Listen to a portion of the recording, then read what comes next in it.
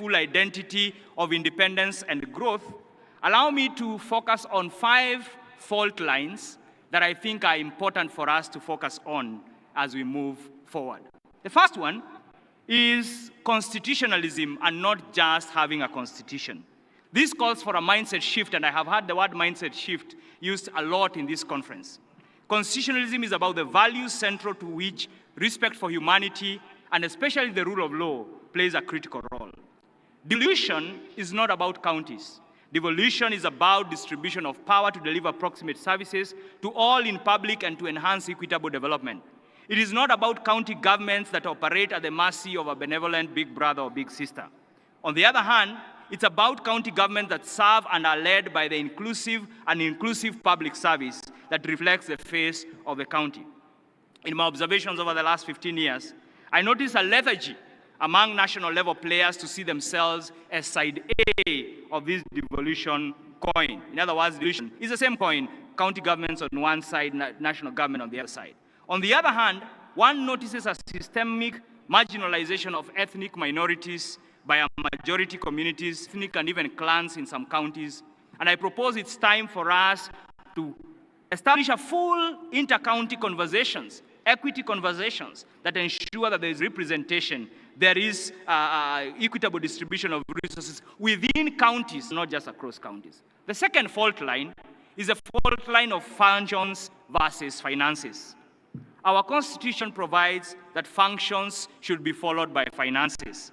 Subsidiarity is a key principle here, where each level is supposed to perform the functions that are best due to it.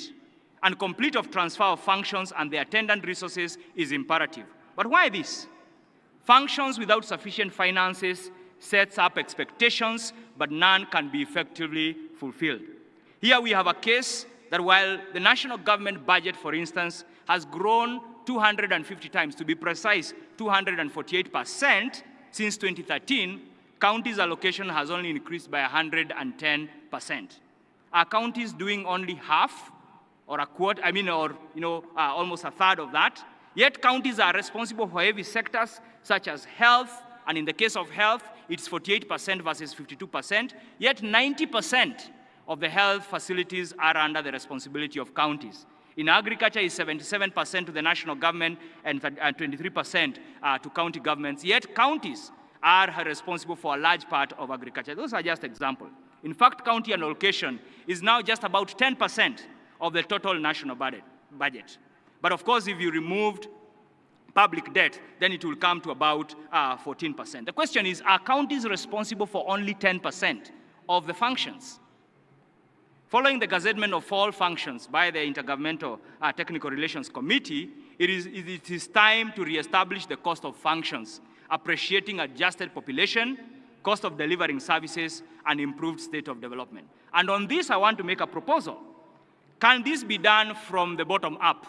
Not to use the political framing of it, can counties, having delivered health services for the last 10, 12 years, now give us the actual cost from their perspective of delivering health services? Can counties, having managed trade services, give us the cost of actually delivering these trade services? And therefore, then we have a more realistic perspective and proportionality.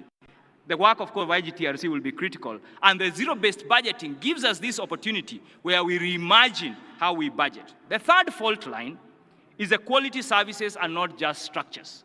All of us in this room and across the country will agree with me that we have established many structures.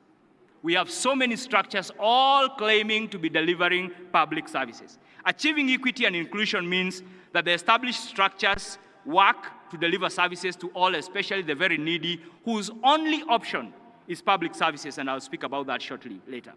Coordination based on harmonized structure is central for this. In a tight fiscal space, efficiency is very critical and requires constant review of how to do more with less, or at a minimum, manage what can be done unfaced over time. But it is also time to rethink the structures of government.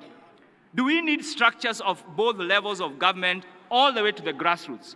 Do we need a ward admin, a chief, a sub-chief, a ward assembly official, a CDF office, and the other funds and their officials across board? Or can these actually be harmonized as was envisioned in the Constitution?